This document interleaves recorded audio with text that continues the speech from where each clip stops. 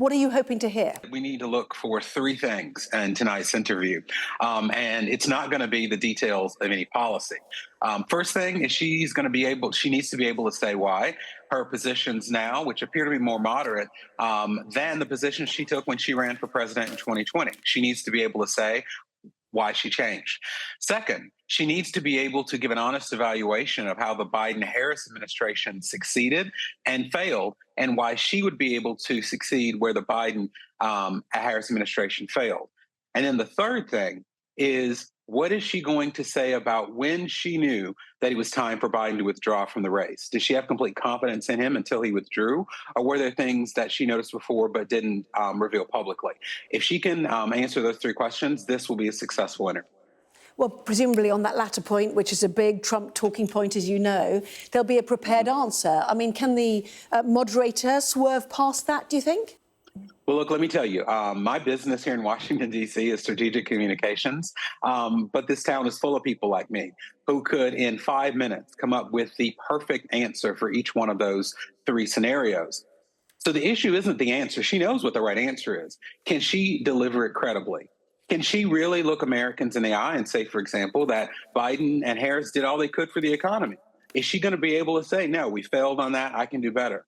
Is she going to be able to say as well, after the debate between Biden and Trump, did she really think Biden had it in him? If she can deliver her answer with credibility, that will make her the winner in this interview. All taking place in Georgia. They've been on this bus tour, haven't they? And another of the key battleground states, narrowly won by the Democrats last time around. And a big push for black voters there, which is what, about a third of the electorate, is it? Yes, and I think that she's doing something that many Democratic campaigns haven't done. You know, if you look at the metro Atlanta area, which has a high percentage of African Americans, Democrats who campaigned in Georgia usually targeted them. But she's going to the rural areas of Georgia where there are also African Americans. And I think that's going to help, because I don't think these African American voters have had the attention of Democratic candidates in the past. And I think winning Georgia is well within Vice President Harris's reach. Well, if you look at national polling, a new one out today, Reuters Ipsos, Kamala Harris leading Republican Donald Trump 45% to 41%, a turnaround. What would you put that down to? And has Tim Walz, the running mate, gone down well? Well, you know what? I don't normally quote Republican Nikki Haley, but she had it right when earlier this year she said the first party to ditch their 80-year-old candidate has a chance to win. I think that because she represents a new, exciting, capable alternative to Donald Trump, we're seeing the changing in the polls.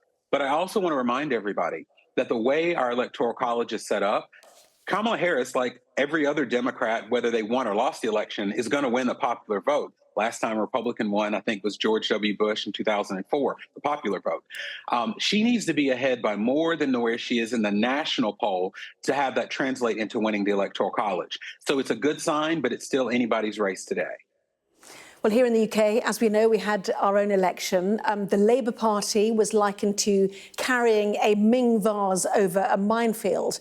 Keep a small target, don't make mistakes. Is that the strategy of Kamala Harris? There's been a dearth of policy, some might say. Can she go right through to November without her political ideology being fully known? Well, I think given that she's only been a candidate for 5 weeks, the fact that she's raised over $500 million shows that people know enough about her policies to support her. And also about the November 5th date, I just want to remind folks where you are that while that is election day, each state has its own elections process. And in my home state of North Carolina, they start sending out ballots second, third week in September. So if she can keep up this momentum without, like you said, with the Ming vase going through the election cycle, she could win, and she doesn't have to keep it up until November. This starts in September in the United States. And in September, too, on the 10th, that first debate, also much anticipated, like this interview, against Donald Trump. That will be a fascinating watch, given what happened and how the last one sunk Joe Biden. Yes, it will. And I think that she is going to be at her strongest, which is being that attorney prosecuting that case. And I think that Donald Trump, she should let him be Donald Trump, because when he is Donald Trump, it reminds folks, even those who supported him, about the chaos and the unpredictability. So I think that debate will also be decisive, because most voters, that will be the last time they really focus on the two candidates before they head to the polls. Fascinating, isn't it? It's been really extraordinary, carried through in a wave of enthusiasm. We'll see what tonight unfurls as well. Calvin Dark, Democrat strategist, global affairs commentator. Much appreciate your time. Thank you. Thank you.